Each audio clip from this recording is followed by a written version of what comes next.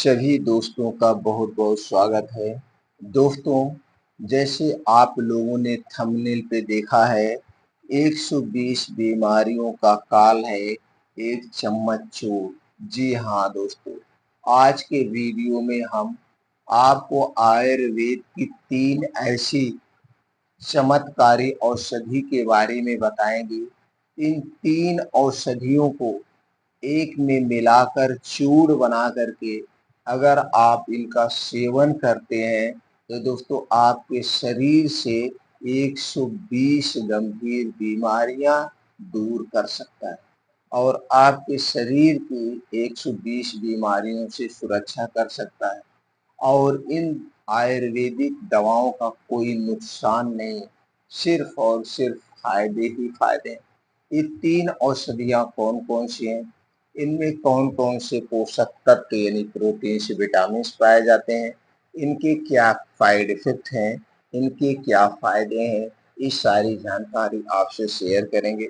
मित्रों, अगर आप आयुर्वेद की सही-सही जानकारी प्राप्त करना चाहते हैं, घर पे रह करके कुछ आयुर्वेदिक नुस्खा यानी आयुर्वेदिक चिकित्सक अपने घर पे रह के छोटी-बड़ी बीमारी को ठीक करना चाहते हैं, यानी आप भी घर का वैद्य बनना चाहते हैं, तो हमसे जुड़ने के लिए चैनल को सब्सक्राइब कर लीजिए, बेल आइकॉन का बटन ऑन कर दीजिए, जिससे हर एक वीडियो की नोटिफिकेशन आपको मिलती रहे और आप घर पे रहकर हमसे जुड़ करके आप अपनी छोटी-मोटी समस्याओं का, अपने परिवार की छोटी-मोटी समस्याओं का समाधान कर सकते हैं।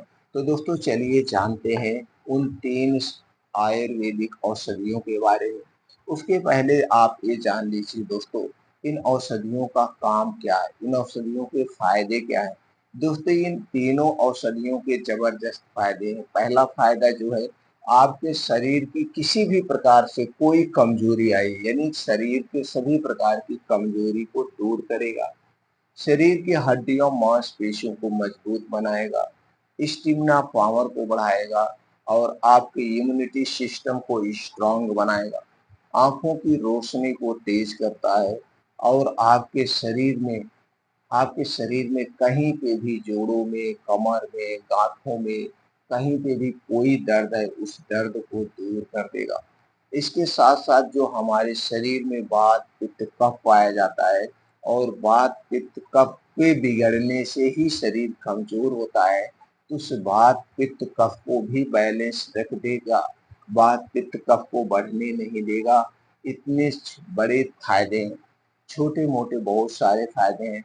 और जब हमारे शरीर का वात, पित्त, कफ बढ़ता है, तभी हमारे शरीर में बीमारियाँ होती हैं। अगर हमारे शरीर का वात दोष बढ़ गया, तो 50 से 60% बीमारी होती हैं। पित्त दोष बढ़ गया, तो 15 से 20% बीमारियाँ होती हैं और कफ दोष बढ़ गया, तो दोस्तों 5 से 10% बीमारियाँ होती हैं। यानी कि तीनों दोष को बैलेंस करके रखते हैं ये 3 औषधियाँ। अब दोस्तों हमें थोड़ा-सा जानने की ये ज़रूरत है, हमारा शरीर बीमार क्यों होता है? ऐसा हम कौन-सा रूल अपनाएँ, कौन-सा नियम अपनाएँ कि हमारा शरीर ही ना बीमार हो? अगर दोस्तों आप हमेशा स्वस्थ और निरोग रहना चाहते हैं, तो सबसे पहले आयुर्वेद को अपनी ज़िंदगी में शामिल कर लीजिए। एलोपैथ को बाय-बाय कर दीजिए। आपको जब भी छोटी-बड़ी कोई भी बीमारी हो, तो सबसे पहले आप आयुर्वेदिक तरीका अपनाइए, आपको अवश्य सफलता मिलेगी। अब ये दवा भी ना ज़रूरत पड़े, चाहे आयुर्वेद हो, चाहे होम्योपैथ हो, चाहे एलोपैथ हो, अगर दवा की ही ज़रूरत ना पड़े, इसके लिए दोस्तों आपको क्या करना चाहिए? इसके लिए बाहर की जितनी भी चीज़ें हैं, चाहे डिब्बा बंद, पैकेट बंद, जंक फूड, फास्ट फूड, इन्हें आपको छोड़ना होगा। ये सारी चीज़ें किससे बनाई जाती हैं? मैदे से, चीनी से, refined, double refined, palmolein, Dalda में छाना जाता है। इसके अलावा कुछ इसमें केमिकल मिलाए जाते हैं जिससे ये खराब ना हो।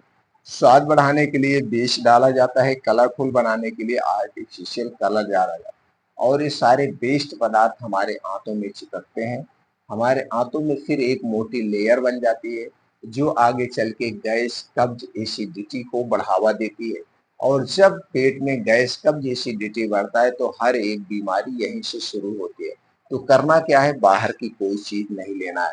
फिर आपके मन में एक विचार आया होगा, फिर सर खाया तो क्या खाया जाए। आप घर का खाना खाइए, दाल चावल रोटी सब्जी जो कुछ खाना है घर का खाइए। दूध दही मट्ठा पनीर जो खाना है घर का खाना है। आपके किचन में आपके खेत में कुछ ऐसे बीज पाए जाते हैं जैसे चना मूंग मेथी दाना, सौंफ ऐसे कुछ बीन्स पाए जाते हैं दोस्तों, इनका सेवन करिए। तो दोस्तों हमें क्या करना चाहिए, बीन्स को अंकुरित करके खाना चाहिए, कुछ ड्राई फ्रूट है उन्हें भिगोकर खाना चाहिए और अपने डेली रूटीन में हरी साग सब्जियां जम के खाइए। अनाज कम खाइए, हरी साग सब्जियां ज्यादा खाइए। अगर आपको 2 रोटी लेना है तो आपके साथ 3 कटोरी सब्जी होना चाहिए। सब्जी कौन सी होनी चाहिए, मौसम के हिसाब से। आप जहाँ पे रहते हैं वहाँ पे जो सब्जियां पाई जाती हैं उन्हीं सब्जियों का सेवन करिए और भरपूर मात्रा में सेवन करिए। और दोस्तों स्वस्थ और निरोग रहने के लिए आपको यौगिक नियम अपनाना होगा। यानी यौगिक जो नियम पहले अपनाते थे, वो नियम क्या है, सूर्य डूबने के 40 मिनट पहले खाना खाने की आदत डाल लीजिए। दोस्तों जब आप सूर्य डूबने के पहले खाना खाते हैं तो आपका पाचन तंत्र कभी खराब नहीं होगा, क्योंकि जो हमारा ये जठर है, ये जठर सूर्य की रोशनी पर काम करता है। जैसे जैसे सूर्योदय होता है हमारा जठर तेज होता है, हमारी भूख खुलने लगती है।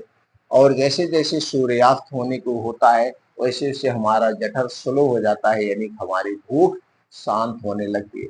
अगर आप देर रात खाना खा रहे हैं तो ये आदत छोड़ दीजिए। देर रात जो आप खाना खाते हैं ये खाना जल्दी से पचता नहीं है, ये खाना पेट में सड़न को पैदा करता है और सड़ा हुआ खाना शरीर में सैकड़ों बीमारियों को जन्म देता है। तो दोस्तों ये नियम आप अपना लीजिए रात का खाना। और अगले दिन आप खाना कब खाएंगे, 10 से 11 बजे। जब ऐसा करते हैं तो दोस्तों आप 16 घंटे की रोज उपवास कर रहे हैं।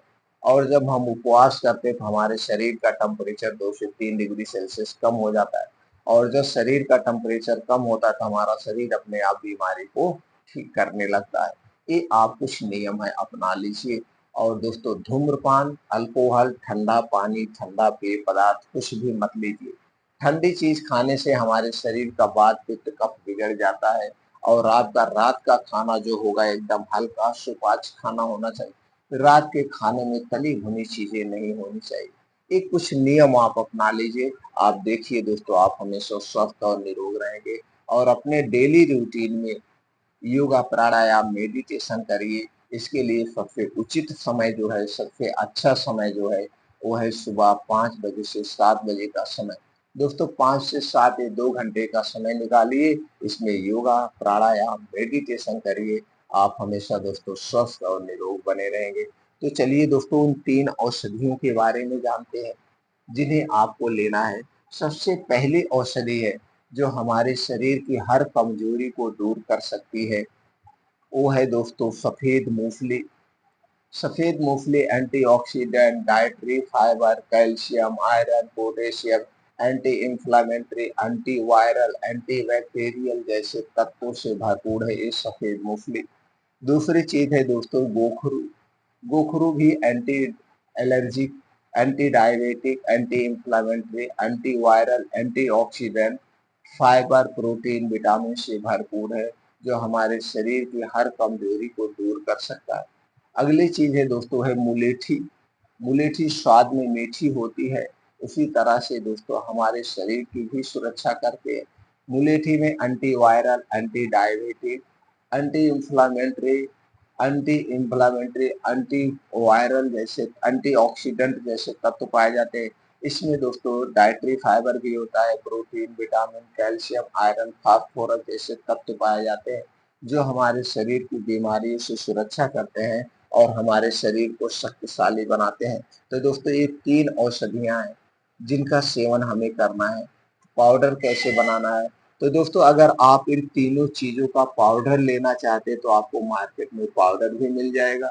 अगर आप साबुत लाना चाहते हैं तो पंसारी की दुकान से, यानी कि जो जड़ी बूटी की दुकान होती है वहां से इसकी जड़ी लाइए, साबुत लाइए और इसे आप सुखवा लीजिए। सुखवाने के बाद घर पे पाउडर बना सकते हैं। तो चलिए जानते हैं अगर आप पाउडर लेते हैं तो कैसे कैसे लेना है। तो दोस्तों इसके लिए आपको लेना है सफेद मूंगफली 50 ग्राम, चाहे पाउडर लीजिए या जड़ी लीजिए। गोखरू 50 ग्राम और मुलेठी 50 ग्राम। तीनों समान मात्रा में लेना है, तीनों बराबर मात्रा में लेकर के तीनों पाउडर को एक में मिला लीजिए। अब आपका 150 ग्राम पाउडर रेडी हो गया। अब इस 150 ग्राम पाउडर को आप किसी कांच के बोतल में बंद करके रख दीजिए। किसमें रखना है दोस्तों? कांच के बोतल में रखना है, जिसका ढक्कन खूब टाइट बंद हो, उसी में रख दीजिए। अब इसी पाउडर का आपको सेवन करना है। कब करना है दोस्तों? इसी पाउडर का आपको, अगर आप 2 टाइम खाना चाहते तो 2 टाइम खाइए, 1 टाइम खाना चाहते तो 1 टाइम खाइए।